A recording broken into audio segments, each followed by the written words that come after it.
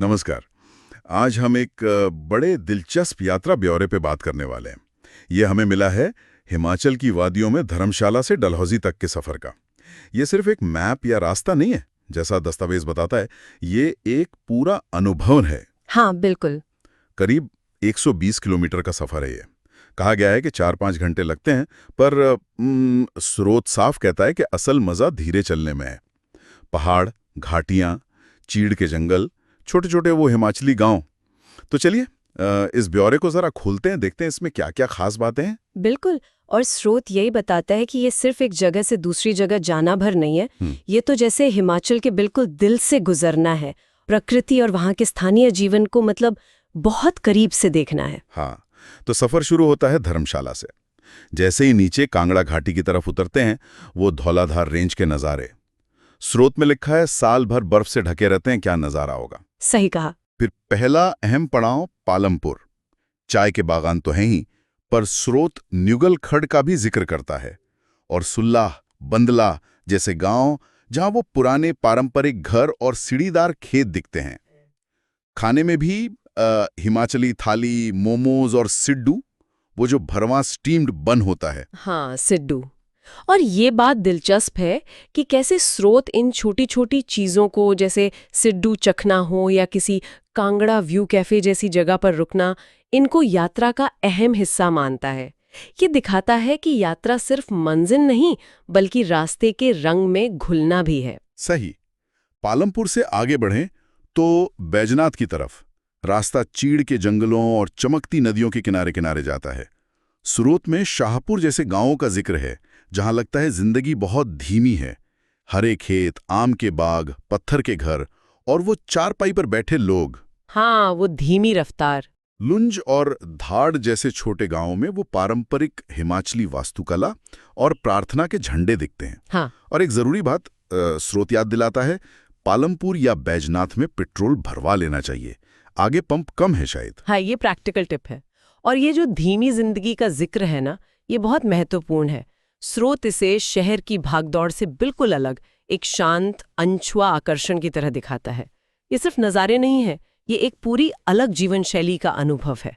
अच्छा, इसके बाद आता है वो हिस्सा जिसे स्रोत ने यात्रा का दिल कहा है। बैजनाथ से जोतपास, चुवाड़ी होकर।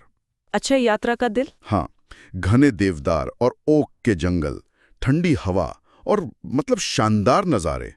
चुवाड़ी, जसूर जैसे गांव हैं, स्लेट की छतों वाले घर। स्रुत ये भी कहता है कि यहाँ जंगली बकरियां दिख सकती हैं, लंगूर या हिमालयन मोनाल भी, वो रंगीन सा पक्षी। वाह, मोनाल! तो स्रोत में ऐसा क्या है जो इसे यात्रा का दिल बनाता है? क्यों कहा गया ऐसा? मुझे लगता है स्रोत शायद इसलिए इसे दिल कह रहा है क्योंकि ये रास्ता शायद उतना कमर्शियल नहीं है, कम लोग जाते हैं। यहाँ प्रकृति ज्यादा अपने असली रूप में है, और जंगली जानवर दिखने की संभावना वो एक रोमांच जोड़ देती है, जैसा स्रोत से महसूस होता है। और स्रोत ये भी इशारा करता है कि ऐसी जगहों के लिए थोड़ी तैयारी चाहिए, जैसे कैश रखना जरूरी है। हो सकता है हर जगह ऑनलाइन पेमेंट ना चले। हाँ, सही बात है। अच्छा, खाने पीने के लिए स्रोत क्या बताता है? छोटे ढाबे और कैफे हैं रास्ते में? हाँ, बिल्कुल। जहाँ चाय, पराठे, राजमा चावल, मैगी जैसी चीजें मिलती हैं। चुवाड़ी के पास एक पहाड़ी रसोई का जिक्र भी है। पहाड़ी रसोई, अच्छा। और रुकने के लिए? स्रोत में पालमपुर, बैजनाथ के अलावा चुवाड़ी या जोत इलाके में फॉरेस्ट गेस्ट हाउस या होमस्टे के विकल्प भी सुझाए गए हैं। बिल्कुल। ये सब छोटे छोटे मगर जरूरी डिटेल्स हैं। कुछ और जरूरी टिप्स भी हैं स्रोत में, जैसे दिन में ड्राइव करें, अंधेरे से पहले पहुंच जाएं और मौसम जरूर जांच लें। सर्दियों में जोत पास पर बर्फ भी हो सकती है, उससे भी वाकिफ करा रहा है। और फिर अंत में हम पहुंचते हैं डलहौजी। स्रोत कहता है ये एक शांत हिल स्टेशन है जिसमें वो पुराना औपनिवेशिक आकर्षण है। पत्थर के चर्च, पुराने बंगले और चंबा घाटी और पीर पंजाल रेंज के नज़ारे। डलहौजी का अपना ही चार्म है। हाँ, वहाँ खजियार है, जिसे मिनी स्विट्जरलैंड भी कहते हैं। डाइनकुंड पीक, सेंट जॉन्स चर्च जैसी जगह हैं। स्रोत ट्राउट मछली और तिब्बती खाना चखने की सलाह भी देता है। रुकने के लिए भी कई विकल्प हैं वहाँ। तो डलहौजी पहुंचकर यात्रा तो पूरी हो जाती है, लेकिन स्रोत को पढ़कर ऐसा लगता है कि शायद मंजिल से ज्यादा यादगार वो सफर ही रहा। तो इस पूरी बातचीत का, इस ब्यौरे का सार क्या निकाले हम? यही कि धर्मशाला से डलहौजी की ये यात्रा सिर्फ किलोमीटर तय करना नहीं है। जैसा स्रोत महसूस कराता है, ये एक ध्यान जैसा अनुभव है। शांत गांव, घने जंगल, वो घुमावदार सड़कें और स्थानीय लोगों का गर्मजोशी भरा स्वागत, ये सब मिलकर इसे यादगार बनाते हैं। बिल्कुल सही। और यह हमें सोचने पर मजबूर करता है कि कैसे इस तरह की धीमी यात्राएं, जब हम ध्यान देकर चलते हैं, हमें किसी जगह से ज्यादा गहराई से जोड़ती हैं। स्रोत हमें वो छिपे हुए रास्ते और स्थानीय संस्कृति को खोजने के लिए उकसाता है।